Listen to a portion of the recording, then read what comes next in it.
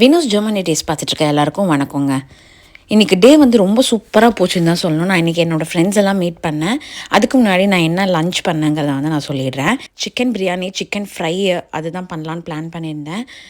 நான் எப்போ நான்வெஜ் செஞ்சாலுமே வந்து அவருடைய ஆஃபீஸில் அவரோட கொலீக்கு வந்து நான் கொடுத்து விடுவேன். ஏன்னா அவர் வந்து இங்கே தனியாக தான் இருக்கார். அவரே சமைச்சு தான் சாப்பிட்டுட்ருக்காரு. ஸோ அதனால் அவருக்கும் வந்து ஒரு பாக்ஸ் கொடுத்து விடுவேன்.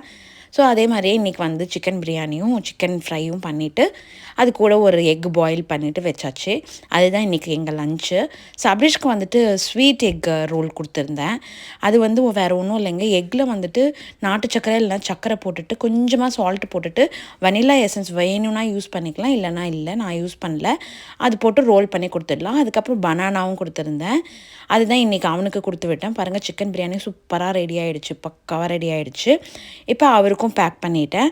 அதே மாதிரி அவங்க ஃப்ரெண்டுக்கு வந்துட்டு நான் ஒரு இதில் கொடுத்துருந்தேன், ஹாட் பாக்ஸில். அது கூட வந்து சால்னாவும் ரெடி பண்ணியிருந்தேன். ஏன்னா ரைத்தா பண்ணலான்னு பார்த்தாக்கா தயிர் இல்லை, அதனால் சால்னா வந்து ரெடி பண்ணிட்டேன். இன்றைக்கி டே இப்படி தாங்க போச்சு.